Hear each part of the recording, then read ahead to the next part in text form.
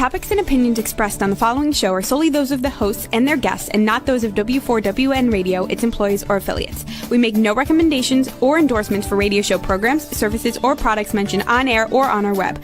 No liability, explicit or implied, shall be extended to W4WN Radio, its employees, or affiliates. Any questions or comments should be directed to those show hosts. Thank you for choosing W4WN Radio.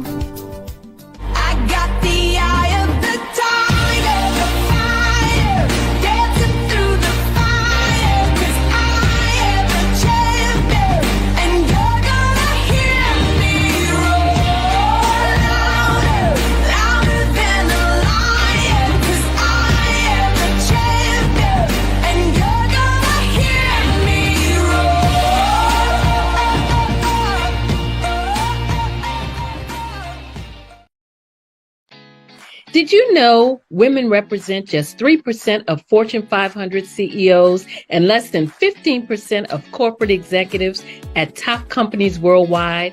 Have you wondered what the secrets are to getting into the top ranks, whether in the private or public sector?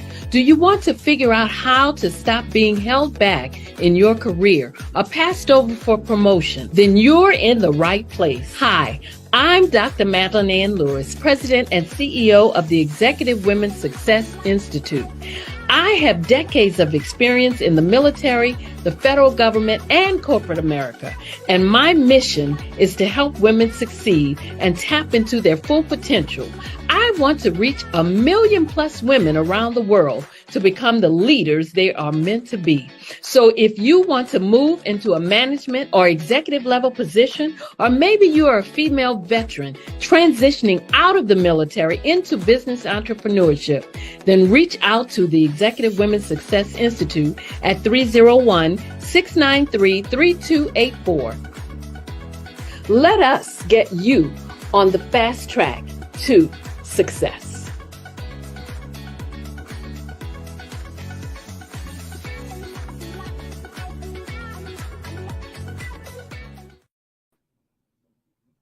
Well, hello and welcome to the Success for Women show, where you can view us on Talk 4 TV and listen to us on the Women for Women Network. I am Dr. Madeline Ann Lewis, your host, and my mission is to help women accelerate the path to success.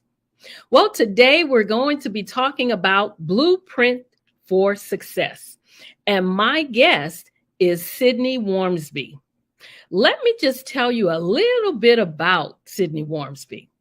He is an experienced business executive with demonstrated success in developing and implementing strategic solutions that integrate all functions of business for solving complex and high-impact situations.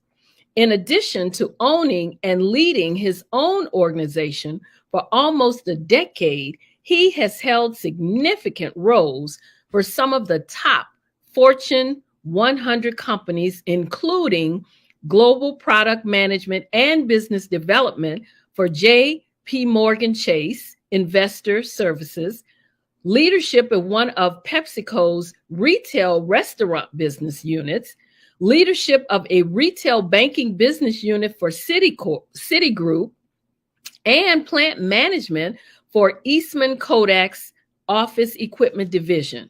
Throughout his career, he has displayed an ability to establish compelling visions, set clear objectives, and inspire staff that has resulted in high levels of performance. I would like to bring to our viewers and our listeners, Mr. Sydney Wormsby. Good afternoon. Wow. Welcome to the show. It's such a pleasure to have you here, just to have you share some of your success nuggets and some of the things that you've been doing. But before we get started, I always give the standard bio on my guests. But then I just like to ask the guests to tell us. So you tell us what you want us to know about Sydney Wormsby. Well, I think the thing that I like folks to know and understand is, one, I'm the prototypical generalist. I have maybe one of the most diverse and deep backgrounds in all the functions of business and all the different kinds of industries. And that has served me well, but it was also my interest in having that kind of a diverse background. So whether it was, some of the corporate, experiences that I had that you mentioned with the PepsiCos, the Citigroups, the JP Morgan Chases, International Papers, et cetera. Or whether it was the entrepreneurial, having my own restaurant group. I owned and operated 15 location restaurant group. I was also an adjunct professor, so teaching in the College of Business for one of the CUNY schools, City University of New York system schools. Based on all that, I come at it from a variety of perspectives, understand it from how each of the functions are integrated, and through my career, also had that diversity of experience from engineering and operations and manufacturing, local ops, global ops.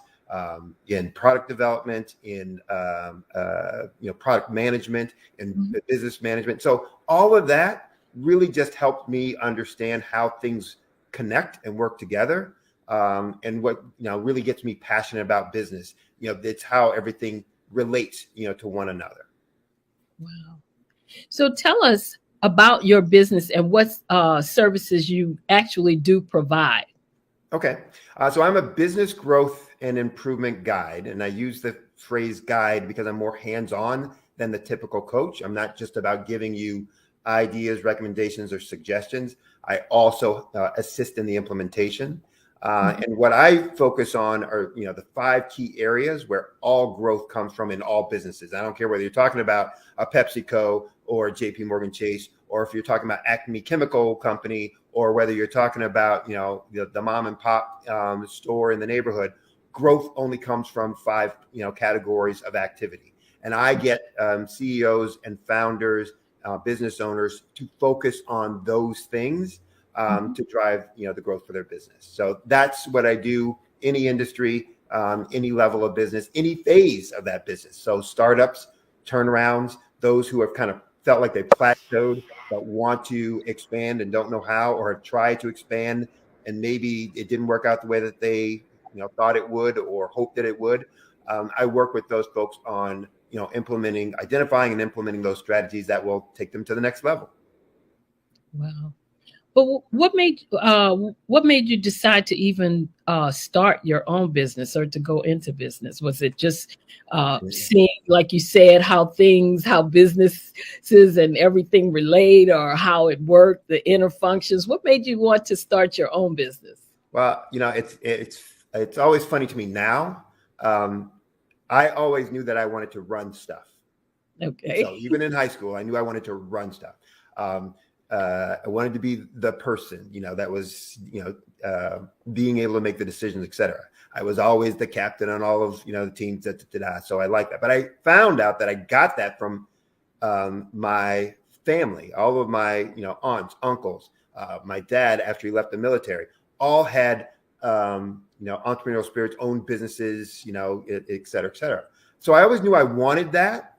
I didn't care if I did it for someone else, exactly, or if I was doing it on my own. But I then took on all of those kinds of roles throughout my career when I was working with corporate that would allow me to build a skill or develop a skill, put a tool in my toolbox that would ultimately let me run stuff. And it just got to a point where I decided I wanted to do it on my own. I was tired of some of the restrictions and inhibitions, that you get in a corporate, environment. Wanted to test those things, for myself.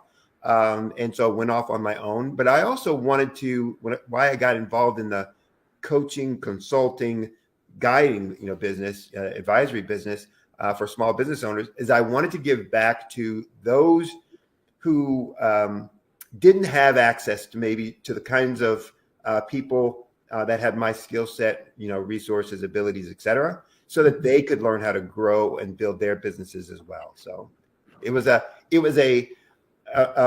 progressive place, but I knew from the beginning I wanted to do something like that. I just didn't know exactly what. Now, in all your being in business, all your years of experience being in business, helping other startups, helping other businesses, and going in consulting, do you find that you get more, or you give more advice, I should say, to women business owners, or do you work more with men businesses? Or do you see that, or you don't see as many women trying to start businesses as men? Oh, no. There are probably more women starting businesses than men starting businesses. My focus is intentional, and it's on women and minority-owned businesses. Okay. So that's who I market to and for. I, have clients that are across the spectrum, but my passion, commitment, and why I got in this was to help those, again, who didn't always have access to folks with my kind of background, skills, and experiences, and often from marginalized communities, whether that's people of color, minorities, or women. They don't always have the access to folks who might be able to help them, or who are willing to help them get to that level. But clearly, women are starting businesses at a much higher rate per capita, per population, than men are. Wow. One of the things I also wanted to ask you, I noticed when I was looking at some of your material and just kind of looking at your website and everything, you help people find not only resources, but also cash and funding. Is that correct? Because I think I saw somewhere you said you can help them to get like $100,000 in such a limited amount of time. So is this helping them to by putting them through some type of training, or do you just direct them to where they need to go, or how they need to set themselves up to be able to get this type of funding? Well, there's two aspects to that. So the 100,000 is about finding that level of improvement, that amount of improvement in their business, in an initial consultation, basically within 45 minutes. But to answer your question about, do I get involved in helping businesses access capital and funding? Yes, absolutely. I look at all aspects of growth and how I can help somebody grow their business. In most cases, it's not necessary to the level most people think to have new funding, et cetera. There are ways that you can alternative sources, even through internal growth, et cetera, organic growth. But I do help folks identify grants, loans, lenders, and I work with lenders or funding companies and organizations to help help place people who are in need of capital, for new equipment, or for new systems, or for marketing programs, or whatever might be the true need for their business. Wow. Now, what have you found has been the greatest challenge, or even the greatest opportunities facing most businesses? Well, what we were just talking about there, actually, probably the biggest challenge that I see in business, and surveys and studies bear this out. It's about either cash flow or access to capital. So most businesses fail, and most businesses that fail because of cash flow problems. Not the revenue that's coming in, but the amount of cash that's left at the end and when it's needed for the next activity. And so that's the biggest challenge, and especially for small businesses. The cousin to that is really access to capital, meaning that when they want to grow or want to do something that's going to take them to the next step, funding isn't usually there. And I know from when I worked with some of the big lenders and financial companies, often there's a tendency to only focus on the big folks, and only folks that have a paper kind of credentials, et cetera, and small businesses get left out. And so I help them to identify, yes, who are some of those folks, and that becomes one of their big challenges to say, I need it. Where can I find it? Who will lend it to me? And so, we'll talk about things about how to get ready for that, which is a big issue. A lot of times people aren't doing things that they need to be doing in advance. And so when they are needing and wanting capital, they're not ready, for that. And so I tried to talk with them as well about, here are the things you need to be doing in advance. Here's how you prepare for that so that you're ready when the request is going to be made. Now, I know that in some cases, let me just ask you, what do you think of certifications? Do you feel that these things are helpful for especially minority-owned businesses to have certain certifications like the small business, certifications, or minority business certification, veteran certification? There are all types of different certifications. What are your thoughts on that? I mean, So will it help the success of the business more, or does it matter? As I used to tell my kids when they were growing up, everything matters and nothing matters, right? Okay. And my kids would always look at me like, really, Dad? Everything, nothing. But meaning this, everything matters in the sense that it can benefit you. You can use it. It's helpful. It's an assist. Nothing matters in the sense that if you don't have it, it's not the reason why you're not going to be successful. So there are other ways to make that happen.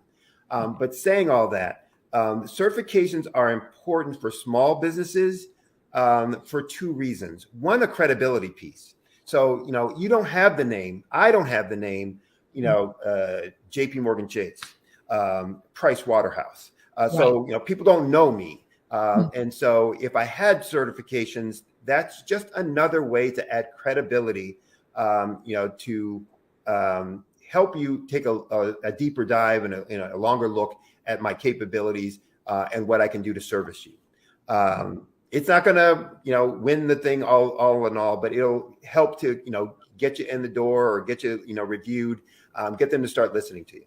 But the other aspect is some of those certifications put you in a pool of folks for job or project opportunities. So if you are a minority or women certified business, then there are grants, there are projects, there are proposals that are available through city, state, and federal government that you wouldn't have access to if you're not certified. So you're cutting yourself out of a whole market. Now, depending on what your trade is, what your business services or products are, maybe that's not important. But for almost, the biggest purchaser of goods and services is the federal government. State governments, if you added them up, after it become the second biggest. So if you have an opportunity to sell your product to that size market, go get the certifications. Go get it. Gotcha. That makes sense. And I asked that question because I've heard both ways. Some say you don't need the certifications, and then I think what you said makes sense, because if you want to do business with the federal government or state, whatever, then a lot of times they, these certifications will help you, like you say, to get your foot in the door. So that's absolutely true. But just one extra point on that is that's also true, though, with certifications that are industry specific. So I was working, for example, with a business. It was a women-owned business that was a cleaning business that had certifications, through a national association and organization, but they weren't communicating that. It wasn't on their website. It wasn't in their marketing messages, et cetera, et cetera. And, you have those kinds of, if you can get and hold those kind of certifications, again, it gives you a credibility and something to say good about you and your business that others can't say. And, that you can use in your marketing and that you can use to attract clients as well. So it's not only about certifications, for government, entities. It's also in terms of, certifications. If you are a trade, a plumber, a construction person, and there are specific or special certifications. If you're in HR, there are certifications. Some of them really are just about, getting the letters behind the name. but you can use those in your marketing and your messaging to help grow your business. Absolutely. Wow. Now, you've been very successful in both the corporate world and as an entrepreneur. Do you think there's a difference in what it takes to be successful in a large corporation versus being an entrepreneur? I don't think there's a difference. Obviously, it's a different environment. So I believe that success, kind of in any arena, is dependent on four things, and I do a talk about three of these. So I do a talk about the keys to success being the 3 Ds, which are dedication, determination, and discipline. Right? Mm-hmm. And dedication, I define as a commitment to a goal, to to an objective, to some in goal or outcome, etc. Discipline is more commitment to a plan, a process, an approach, and determination is just commitment to success, regardless of the obstacle, regardless of what's put in front of you, etc. If you are going to be successful, you need to have those. And I don't care whether you're in a corporate environment or entrepreneurial environment, big company, small company, et cetera, et cetera, et cetera. Those things, those qualities, those attributes are going to serve you well and are going to allow you to be successful. But then there's a fourth one, which is also necessary. I don't care what environment you're in, which is commonly called EQ. Your ability to relate well with others, to develop relationships, to understand and read people, to communicate effectively, et cetera.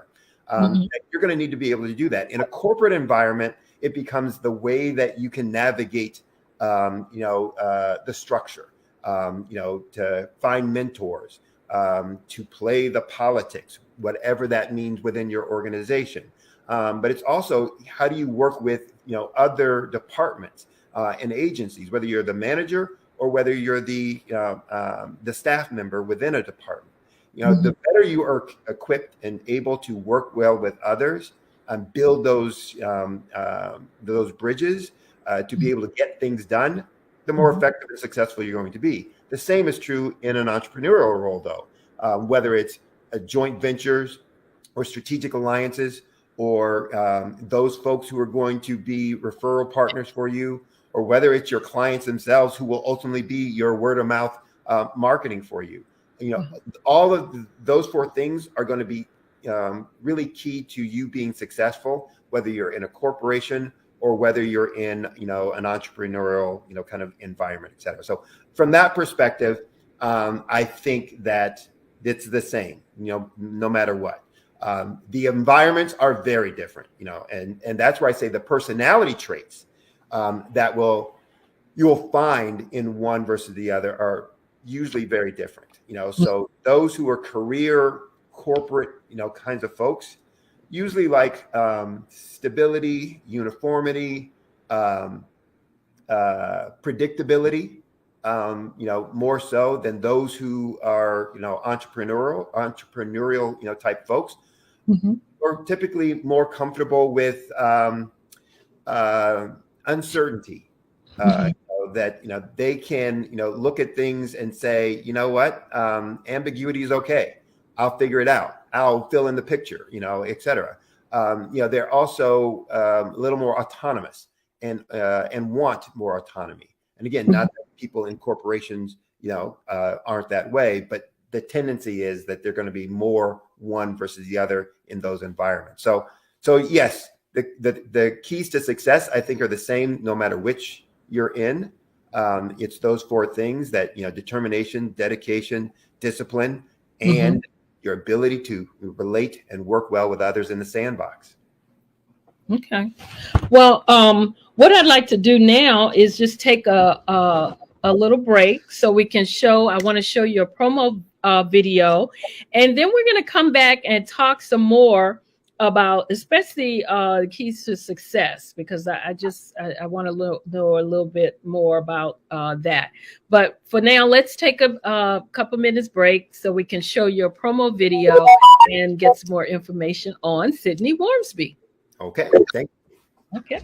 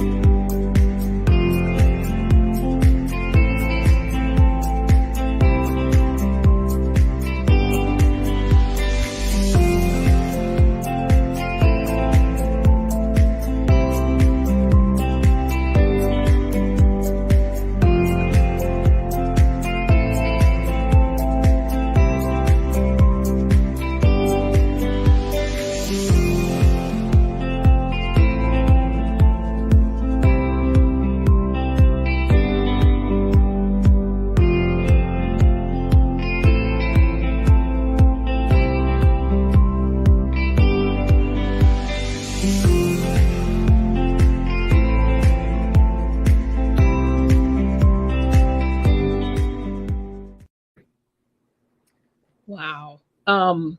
Your video, I really like your video, the information that you have in it, that, the things that you provide, especially to, like you said, startup and businesses and things like that.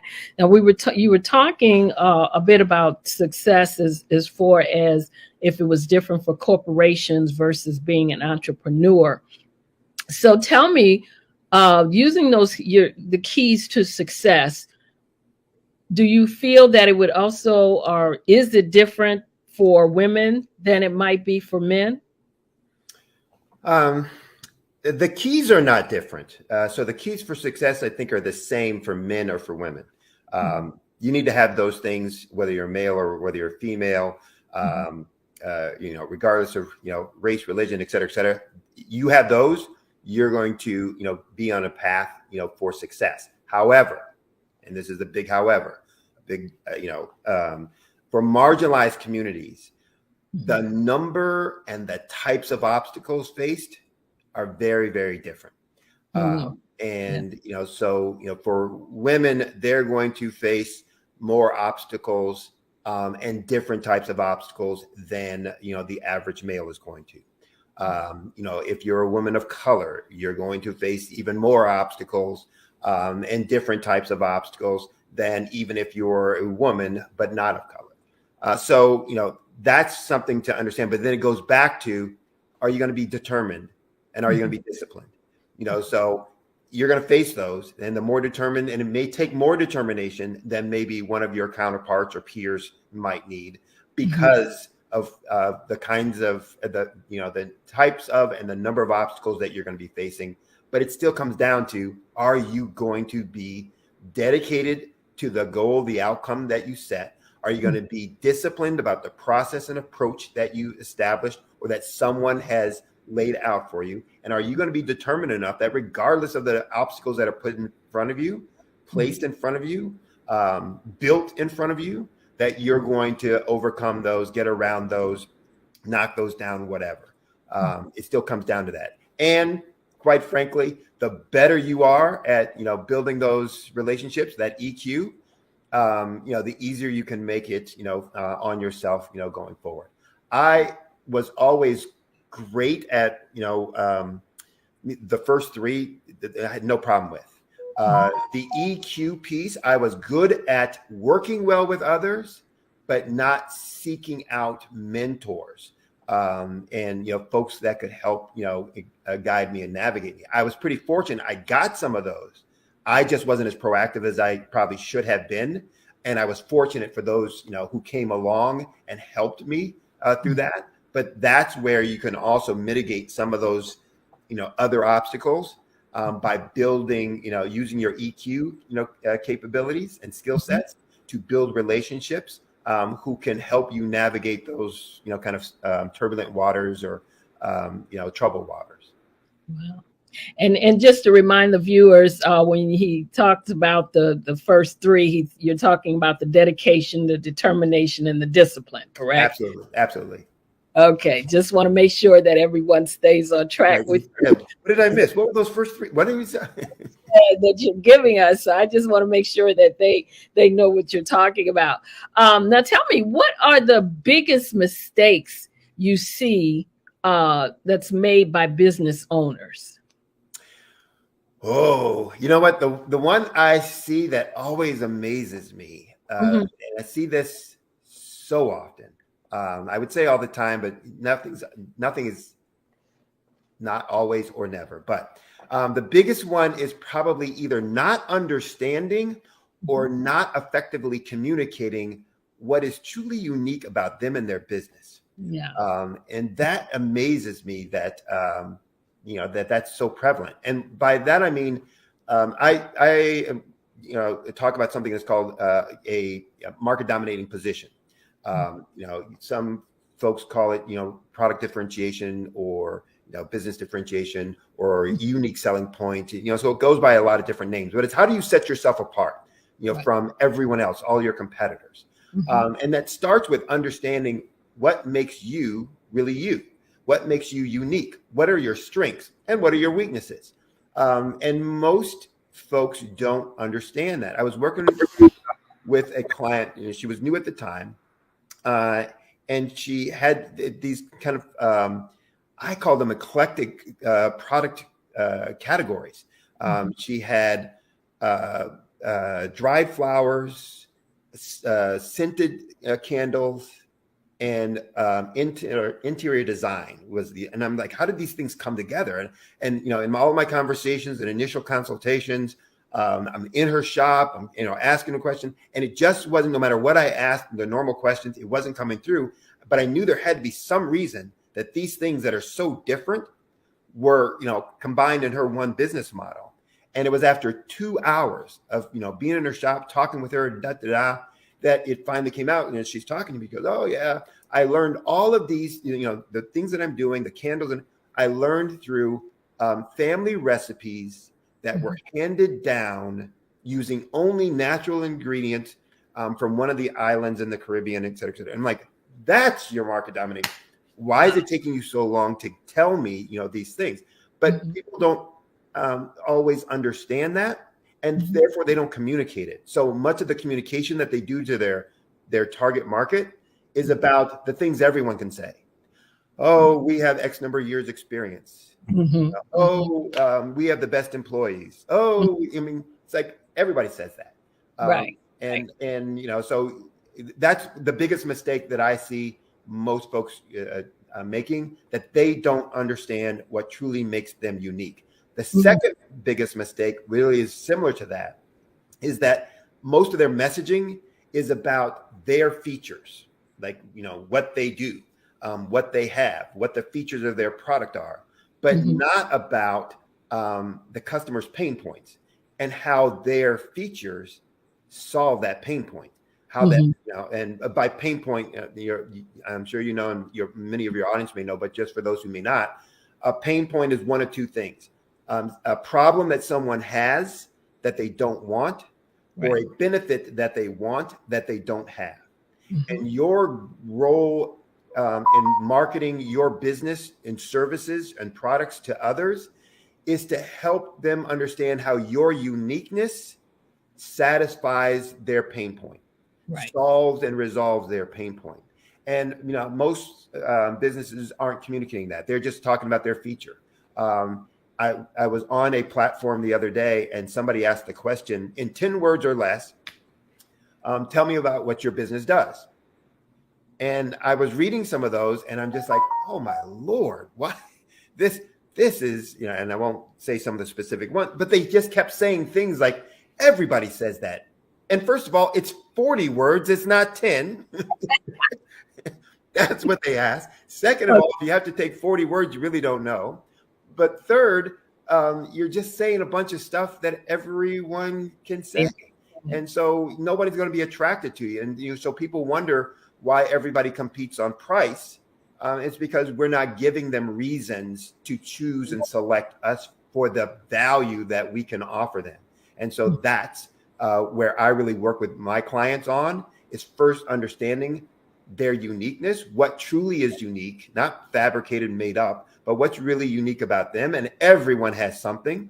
And then how are we going to use that to really address what their target market's pain point is?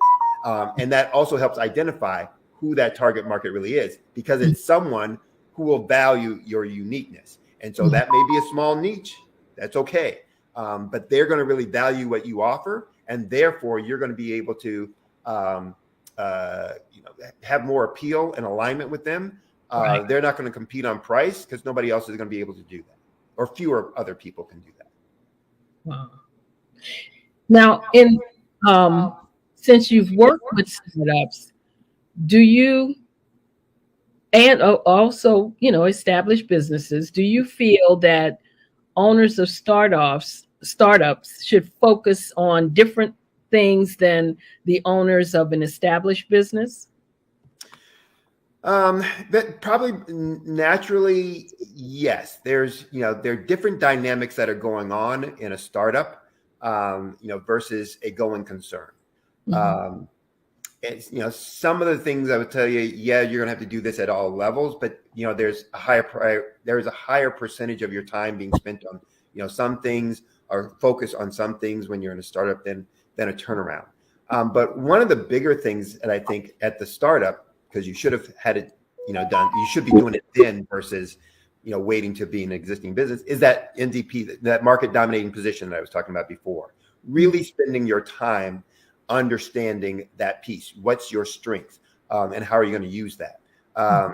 The second, I think, is focusing on simplifying your process. Not trying to do everything in-house, but outsourcing as much as possible. The costs are going to be higher for that in some cases. But right now, what you want to make sure is I can, spend enough of my time getting everything done. And those things that I can outsource, the accounting, the HR, the onboarding, there may be a variety of things. There may be even some of the operations pieces that you can say, look, I can outsource that for now. Ultimately, I'll bring that back in. But for now, to get up and running, let me go do this outside and get my product, or my service on the map and in business. And then I'll work on efficiency, later on, reducing costs and improving profitability later on. And I guess the other thing I would suggest for startups is to find support groups. It's tough going, especially if you come from a corporate environment, to being the person, the one that everybody's looking to, or if you're a solopreneur, the only one that's in, that can be a lonely, challenging, frustrating thing. And you need to have a support group, not family, not friends, they're for other things, but a network of, like-minded, business owners who can commiserate with you, but also help guide you. Yeah. I understand but here's what you can do. Here's a suggestion. So, finding that networking group that will help you through that. For going concerns, probably the biggest, challenge that I see them dealing with is time management. And I talk about in my workshops, 80-20 rule a lot, because most CEOs, founders, business owners who've kind of been there for a while and, have plateaued are spending, most of their time on things that aren't driving their business and driving the growth of their business. And so I call it, firefighting and rat killing. They're fighting fires and they're killing rats, but they're not growing their business. And, they're getting focused on things and tied down by things that are seemingly important, may be important, but definitely aren't integral to growth. And so I try to get them to focus then only on those things that are going to drive the growth. The trivial, mini, we kick out the door. The critical few or the vital few, I get them to start focusing their time on. So that's probably one thing. And the other for going concerns is probably their financial reports. Most of them aren't looking at and analyzing their financial reports on a routine basis. You can, I tell folks, I can tell anything that's going on in a business over the last year without ever, or last 5 years, without ever being in their organization by just going through their financial reports. The story is all there. So if you want to know where your opportunities are, where your growth is, I say that I can find you in 45 minutes, 100,000 or more, because I'm going to start asking you the questions that are going to give me that info that says, boom, there it is, right there, and there. And so, if you get into a habit and a routine about looking at your reports, daily basis, weekly basis, monthly basis, you're going to know your business inside and out. And when something has changed, and be able to look very quickly, it's like, why did that change? Why is that more than it was before? Why is that less? Who made that happen? Why did that occur? All of those kinds of things. And then I guess the other is, I said it earlier, working on that access to capital before you need it. Those are the three things that are probably should be, kind of top of plate, top of list, for that CEO or founder who's in an established business. Wow. So tell us, as we start to come up on the end of the show, tell us if you have anything coming up that you'd like our viewers and listeners to know about, any training or any where you're going to be speaking, where they might be able to see you again and get some more of your information. Okay, thanks for that opportunity. I do have a workshop that's coming up the 17th, June 17th. Actually, it was at the end of that promo. So if folks, if that plays again or want to go to my website, you can see that. But the workshop is June 17th, which is a Saturday, from 11 a.m. to 1 p.m. And the title of it is Blueprint for Success. And it's doubling your profits through effective branding. So we're going to talk about branding strategies, taking what's unique about you and how do you use those things to really explode your profits, to grow your business. And so it's going to be, 2 hours of work. We're going to be talking about specific strategies, things that people can put into place right then and there. Actually, when they walk out of there, on their business. I'll be doing that with someone you may know, Grant McGaw. Yeah. So I'll be doing it with Grant. It will be virtual. And so they can go to my LinkedIn page and find, the information or link to it. It's going to be marketed through Eventbrite.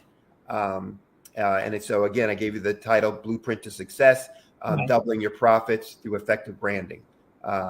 And, I think it'll be very effective for folks. They'll find it very useful, and love to see folks there. So, please register and show up on Saturday morning.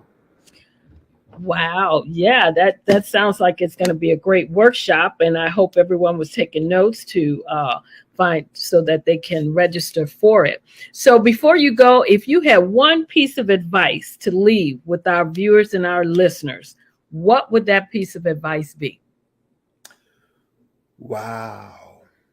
You know what? Probably this. Make a difference and become indispensable. So in whatever arena you're finding yourself in, look to make a difference, not just be present. Look to make a difference, and make yourself indispensable, that people look to you and say, we couldn't do it without her, or, if he wasn't here, I'm not sure what we would have done. Now, we all know they would have been fine, but you want to make sure that you're having your behavior, your actions are leaving that impression with folks. So I think that would be the biggest thing. And that will serve you whether, again, you're in a corporate environment or whether you're in an entrepreneurial environment with your clients, that you're going out and sourcing, or with, your company's clients that, you're working for. Okay. Well, thank you. It's been a pleasure. If you would give us your email and your website again, how our viewers and listeners can reach out to you, especially so that they could register for your workshop on June 17th. Make sure that they can get there, how they can reach you. If they have any more questions, let us know. So the website is www.solutionswithresults.com. That's solutions, plural, with results, plural.com. My email address is Sidney W. That's SIDNEY Sidney W. at solutionswithresults.com. If you go on my website, you also will get my phone number. You can also, for the registering for the workshop, I would suggest going to my LinkedIn page. You'll see my post and the events and stuff listed there. So my LinkedIn page is Sidney Wormsby. And again, you can also contact me, through my website, phone or email, or with a Ask Sidney. Gotcha. Well, thank you so much for joining us today. We've been listening to Sidney Wormsby. He's been our guest talking about the Blueprint for Success, which is also going to be, which is also the title of his workshop on June 17th. So thank you again for joining us. It's been a pleasure having you on the show. Thank you for inviting me. All righty. Okay, just to give you all, the viewers and listeners out there, upcoming events and things, places where you can also find me, and that's going on. Still letting you know that you can pre-order your copies of the Own It Anthology. It's your life, Own It Unapologetically, which is the book and the journal. The journal is 365 Days to Transformation. To pre-order the paperback book and the journal separately, each one is $24.99. If you order the set together, it is $49.99. To order your copies, you can either email me at info@exwsi.com or go to my website. The links are on there. You can pre-order your copies of the book. Make sure to tune in this coming month to the Black Business Olympics. It is going to be June 26th through July 2nd. As you know, the Black Business Olympics is a fundraiser to provide scholarships and laptops to high school seniors going to college and K through 12 entrepreneurs. The Black Business Olympics showcases Black businesses, Black business owners, and corporations all around the world. And the speakers are also from all around the world. So if you'd like to be a speaker on the showcase, to showcase your business on the platform, to showcase your business, you can also email me about that at info@exwsi.com. Just put in the subject line, speaker for Black Business Olympics. Also coming soon, and I'm excited about this, you'll be able to join the Women Show Up to Rise Up Network. The mission of the Women Show Up to Rise Up Network will be to empower and connect all women in their career, business, professional, and personal lives by helping them to gain resources, gain buying power, increase their revenue, and accelerate their personal, business, and career growth through unlimited opportunities. As a member, you will have access to coaching, training, events, workshops, resources, networking opportunities, and a lot more. Also, too, if you have not viewed my TEDx talk, make sure that you do so. It is on YouTube. And of course, the title is Show Up to Rise Up. And to watch it on YouTube, just put my name in the search box, which is Dr. Madeline Ann Lewis. Or if you'd like me to send you the direct link, you can email me at info@exwsi.com. I'm excited because as of today, it's at 168,837 views. And of course, my goal is to reach 1 million plus. So keep watching, keep sharing, keep pushing it out there. And I do thank all of you that have supported the video, have shared it, and have made your comments regarding the video. I'm also a contributing writer to the Own It magazine, where I share nuggets and resources every month. Make sure the Own It magazine is a resource for personal, professional, and business development. So if you want to get a subscription or a copy or an annual subscription of the magazine, you can go to my website, which is info@exwsi.com. And those are my upcoming events. So again, I want to thank my guest who was on the show today, Mr. Sidney Wormsby. I'd also like to thank my viewers and my listeners for joining me today. I'm Dr. Madeline Ann Lewis. And of course, if you'd like to reach out to me, I'm at info@exwsi.com. Make sure that you share this episode. Make sure that you subscribe to our channel. Again, this is the Successful Women Show. We're here every Thursday at 2 p.m. Eastern Standard Time. I'm your host, Dr. Madeline Ann Lewis, helping women to accelerate the path to success. Thank you again for joining me. I love you all to life. And as always, be well and stay safe out there.